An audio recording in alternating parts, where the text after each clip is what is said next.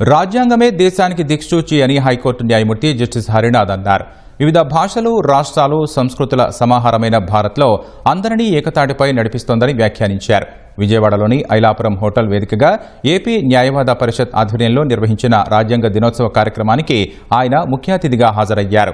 ఆయనతో పాటు పలువురు హైకోర్టు న్యాయమూర్తులు కార్యక్రమంలో పాల్గొని ప్రసంగించారు. ఎప్పటి నుంచో అమలులో ఉన్న ఆర్టికల్ 370 రద్దు చేయడంలో రాజ్యాంగం ప్రధాన భూమిక పోషించిందని జస్టిస్ హరినాథ్ అన్నారు. చట్టబద్ద పాలన అమలులో రాజ్యాంగం కీలకమని జస్టిస్ అవధానం హరిహరనాథ శర్మ వ్యాఖ్యానించారు. దేశంలో చట్టబద్ద పాలన అమలులో రాజ్యాంగం కీలక పాత్ర పోషిస్తోందని అభిప్రాయం వ్యక్తం చేశారు. రాజ్యాంగ పరిరక్షణలో కోర్టులది కీలక పాత్ర అని జస్టిస్ లక్ష్మణరావు పేర్కొన్నారు. రాజ్యాంగ పరిరక్షణలో కోర్టులు ప్రధాన భూమిక పోషిస్తున్నాయని, ప్రజాస్వామ్యం ఇంకా మనుగడ సాగిస్తోందంటే అది రాజ్యాంగం గొప్పతనమేనని అభిప్రాయం వ్యక్తం చేశారు. రాజ్యాంగం అక్షయపాత్ర వంటిదని జస్టిస్ తుహిన్ కుమార్ గేదెల అన్నారు. మనం ఎంత తీసుకుంటే అంత ఇస్తుందని ఆయన వ్యాఖ్యానించారు. After independence, there was a necessity of a document which guides the governance of the country. So the Constitution is a document which guides how a country has to run, how the people have to be governed, what are the duties of the executive, what is the role a judiciary has, and what is the role a legislative has in a democratic setup. So these systems ought to be documented in a form of a book.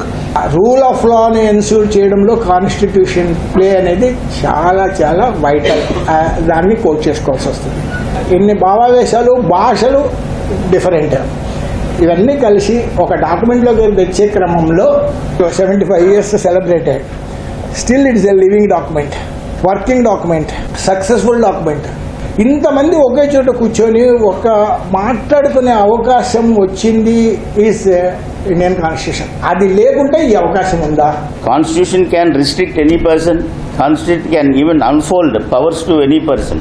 That is how the Constitution was written by the so-called the fathers of the Constitution in mid-70s.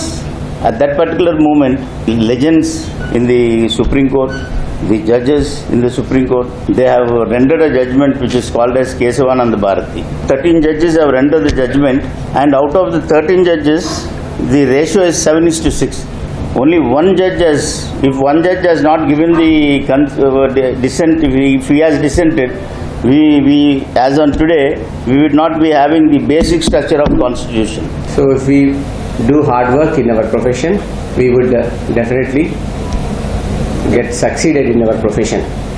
So you are all an embodiment of discipline, punctuality and selfless service.